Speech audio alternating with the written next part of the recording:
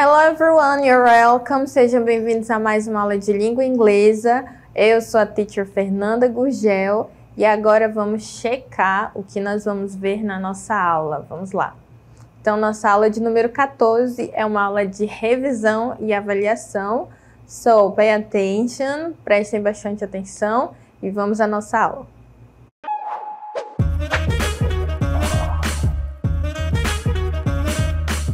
So, let's start the class. Vamos começar a aula talking about future, falando sobre futuro. E nós temos um texto aqui para analisarmos juntos sobre como as pessoas especulam como vai ser o futuro, né, daqui a alguns anos. Então, vamos dar uma olhada nesse texto. O nome desse texto é Smart Cities. Smart Cities, que significa cidades inteligentes. Então, tudo isso aqui nesse texto é especulação sobre o futuro e, na verdade, o nosso objetivo com ele é relembrar as frases no futuro utilizando o will. Então, aqui está dizendo, se imagine vivendo numa cidade inteligente, onde tudo é interconectado, nessas cidades avançadas. E aqui nós temos a primeira frase com will. Technologies will manage resource efficiently. Olha só, está dizendo que as tecnologias irão gerenciar, will manage. Quando eu falo só essa palavra, né, ela quer dizer gerenciar, mas quando eu coloco will antes, quer dizer que irá gerenciar, tá colocando a palavra no futuro, né?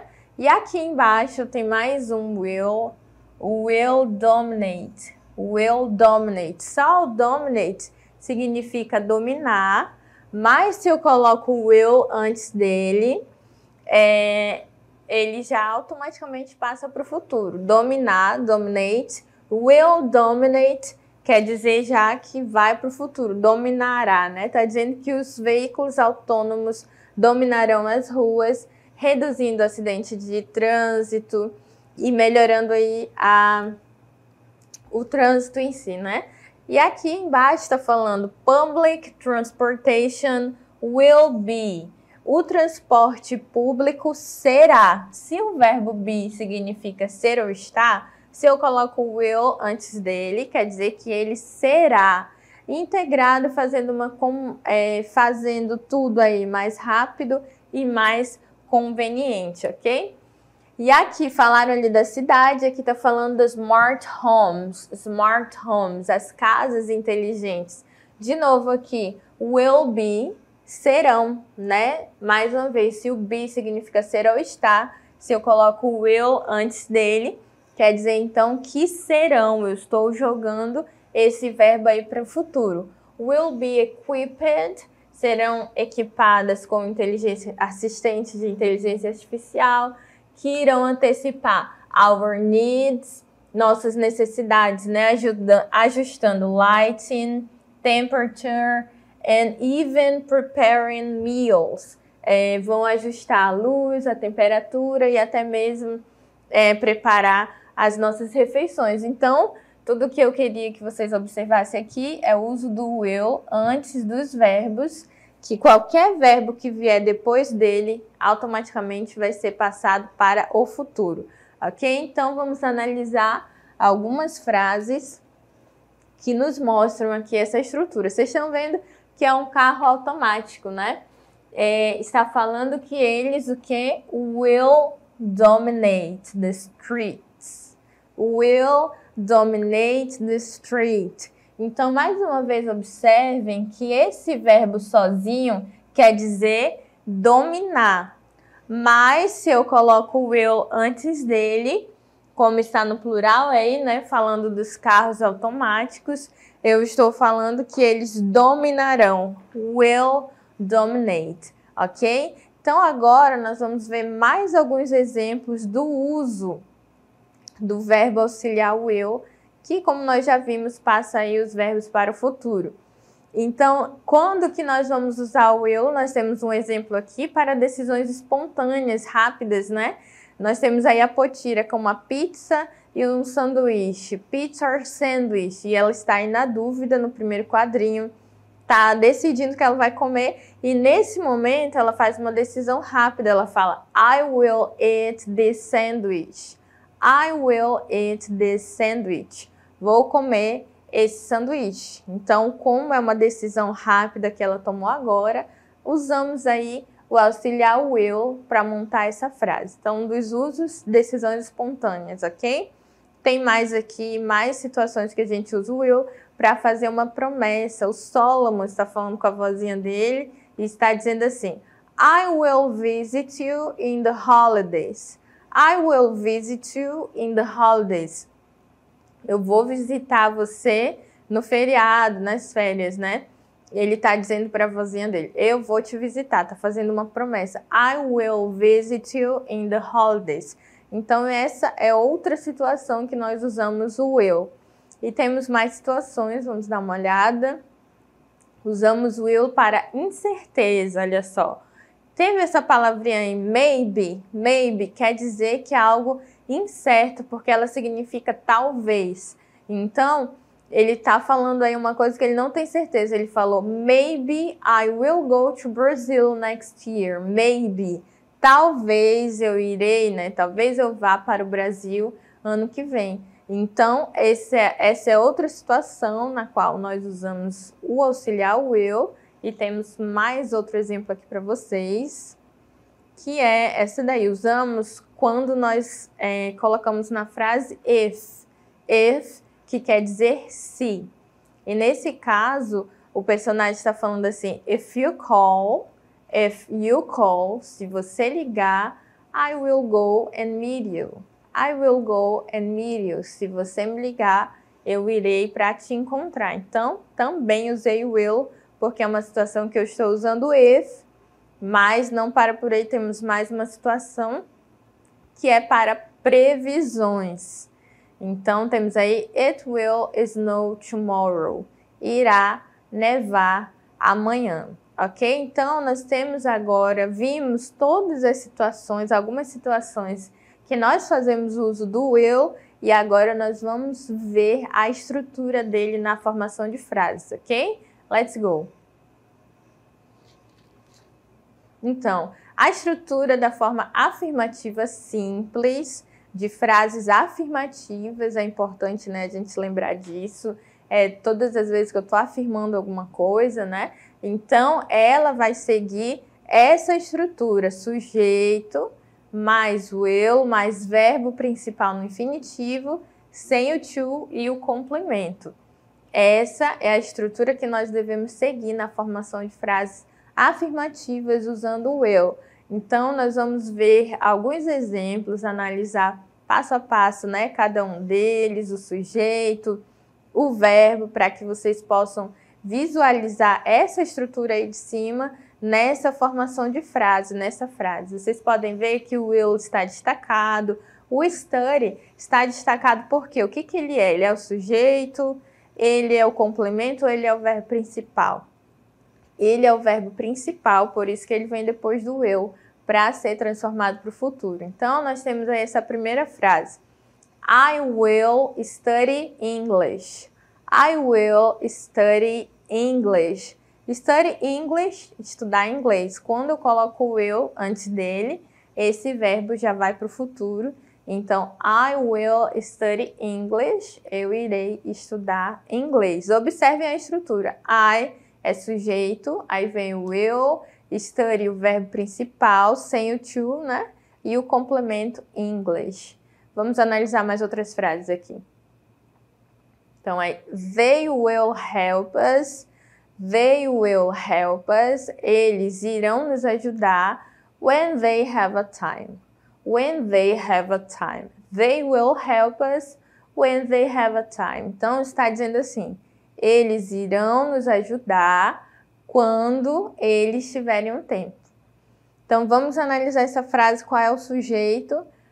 They, eles, né? Aí tem will, que já faz parte da estrutura no futuro. O verbo principal, que é help, e todo o resto é complemento, né? Eles irão nos ajudar quando tiverem um tempo. Então, mais uma frase seguindo essa estrutura da forma afirmativa, e nós temos mais exemplos. She will only be at home next month. She will only be at home next month. Ela só estará em casa no próximo mês. Temos mais exemplos aqui. Robots will replace humans. Os robôs irão substituir os humanos. Então, aí tem o will, tem o sujeito, tem o verbo principal. E temos ainda outro exemplo aqui. Life will change in 50 years. Life will change in 50 years, ok? Então, nós vimos sobre o futuro com will. Então, vamos relembrar agora com o going to, ok? Nós temos aqui algumas frases, todas estão no futuro, todas são afirmativas, mas umas estão usando aí will e outras estão usando o going to, que na prática querem dizer a mesma coisa porque eu estou falando do futuro, mas são usados em situações diferentes. Então, para resumir, will eu uso para decisões espontâneas, para promessas, para deduções sem evidências, e o going to, aqui também para talvez, né, será, e o going to para situações onde eu tenho mais certeza, elas são mais certas de acontecer, ok? Então, aqui está falando assim a primeira, I am going to visit my parents, eu vou visitar os meus pais, ela está certa disso, né? Essa segunda já colocou o think, I think, eu acho, então se eu acho, eu vou colocar o will. I think I will stay home and relax. Vou ficar em casa e relaxar. E aí a terceira, it's going to rain soon. Vai chover logo, né? É uma previsão baseada em alguma evidência que a pessoa tem. E a terceira, I will get wet. I will get wet. Nesse caso ele está falando aí, eu vou me molhar. Ok? Então, nós vimos aí vários exemplos de frases com o will e o going to. E agora nós vamos ver um vídeo que também fala sobre isso, sobre situações que nós usamos, situações diferentes onde nós fazemos uso dos dois tipos de futuro, ok? Vamos lá. Hey everyone! Nós já sabemos que para falar do futuro nós podemos usar will or going to. Mas você sabe a diferença entre eles? Let's check it!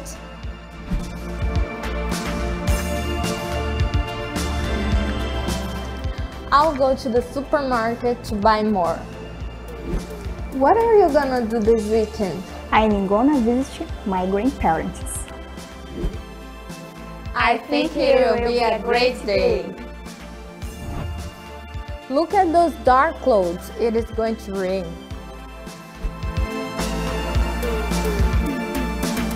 I'll get that for you. Então vamos revisar?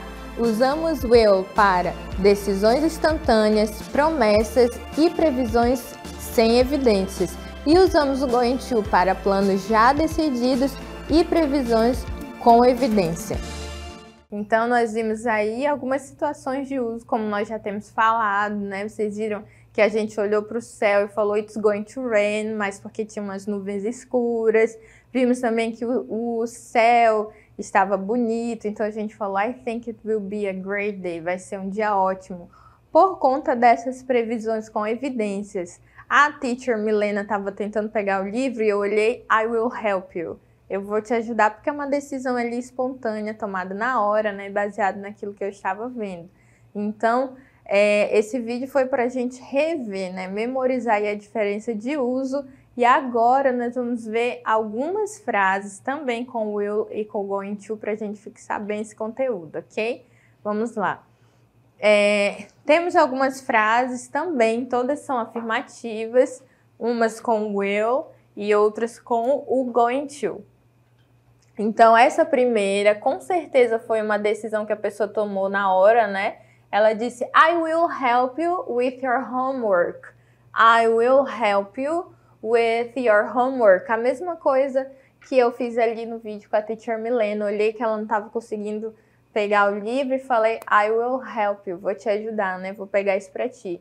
Então, I will help you with your homework. E aqui é um plano mais certo de acontecer. They are going to travel to the beach next month.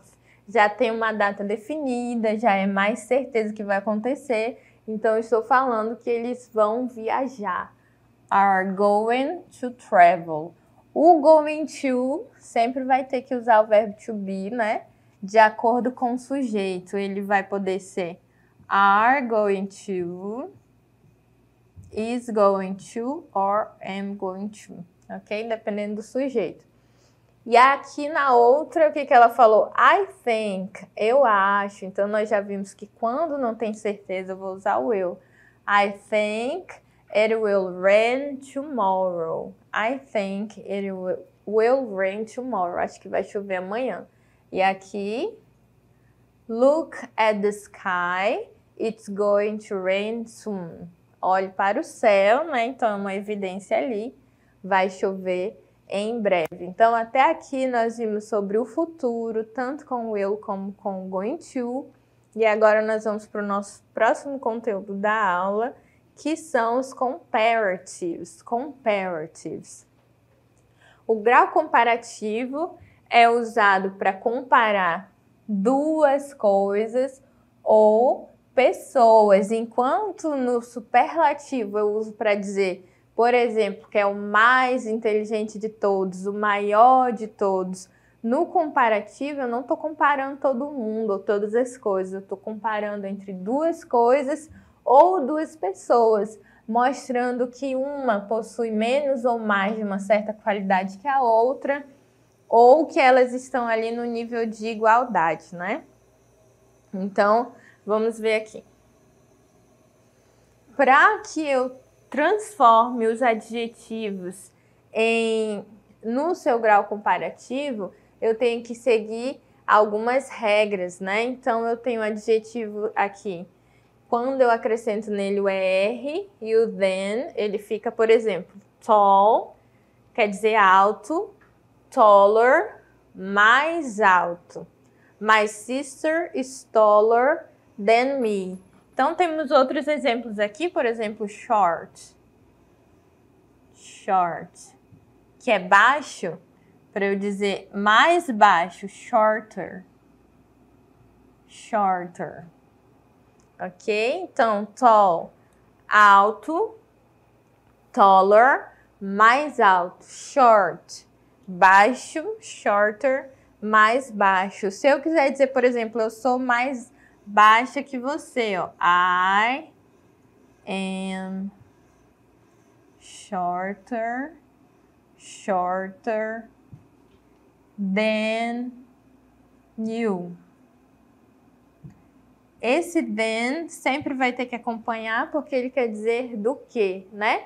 Então, essa é a regra geral, acrescentar o ER para transformar o adjetivo no seu grau comparativo, ok?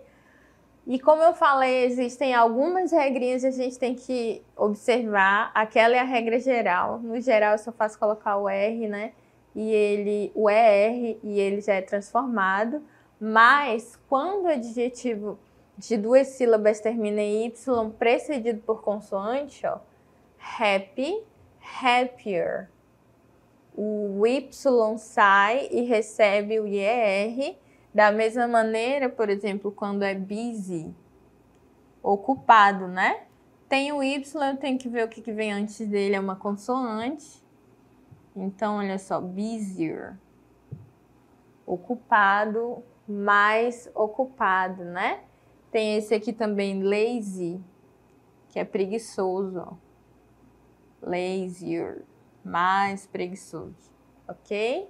Então, quando o adjetivo terminar com um Y precedido de consoante, acontece isso aqui. E essa frase de exemplo, she's happier today than she was yesterday. Ela está, se happy significa feliz, happier significa o quê? Mais feliz. She is happier today than she was yesterday. Então, ela está mais feliz hoje do que ela estava ontem. Ok? Então, nós vimos aí duas regrinhas para transformar os adjetivos e temos também os adjetivos extensos, aqueles mais compridos, ok? O que acontece aqui com eles?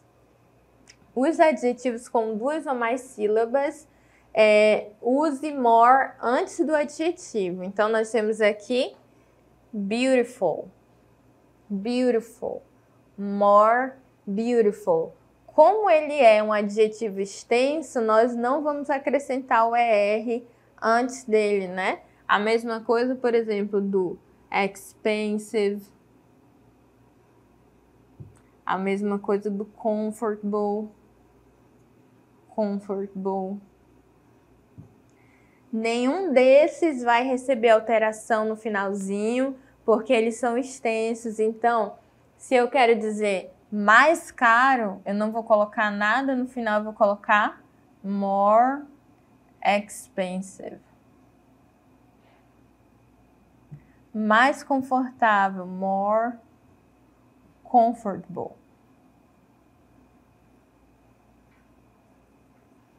Então, olha só, expensive, caro, more expensive, mais caro. Beautiful, bonito, more beautiful, mais bonito. Comfortable, confortável, more comfortable, mais confortável. E por que a gente colocou o more antes dele e não fez alteração? Porque ele é um adjetivo maior, mais extenso, né? E aqui a frase está dizendo assim: The sunset today is more beautiful than yesterday's. The sunset today is more beautiful than yesterday's.